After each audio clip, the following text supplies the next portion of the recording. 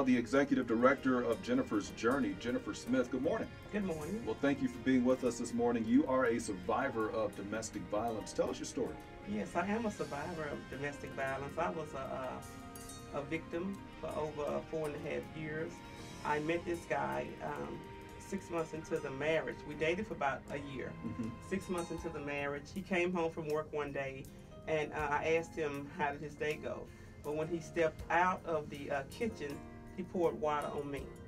And in my mind, I'm thinking, oh my God, what have I got myself into? And I said, why did you do that? And he said, you deserved it. Wow. So from that point on, I was beat every day for nearly 4 years. And the worst that it got was that you ended up getting shot, right?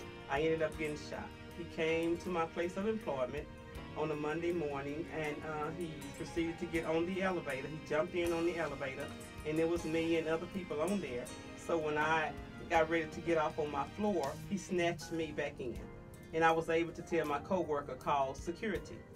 We got on the elevator, and he told me, he said, look, this is what I have. He pulled out a gun. He said, you have two choices. He said, if you get off on the first floor and you scream or holler, you are dead. He said, but if you take me to your car, you might live.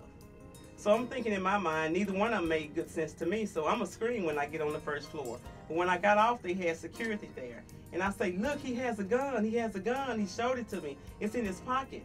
And security say, sir, do you have a gun? He said, why would I bring a gun to a bank? So security say, look, it's a Monday morning, it's rush hour, let's go into the management's office. As soon as we got into the management's office, he took the gun out of his pocket. He pressed it up against the left side of my head, and he pulled the trigger.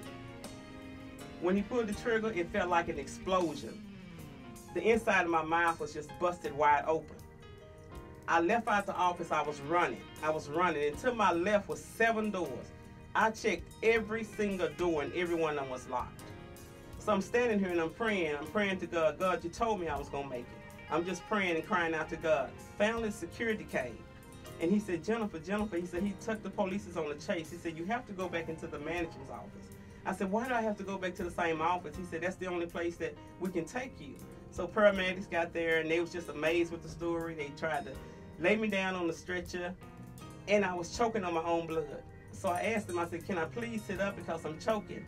So they said, yeah. So they took me to a local hospital. When I got to the hospital, the doctor told my family, it was all over the news, it was a news break.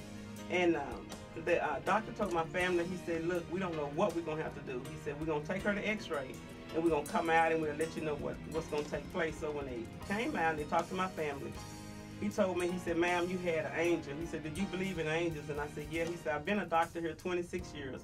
I've never seen nothing like this. He said, we're going to leave the bullet there. He said, and the reason why is that it'll do more damage if we take it out.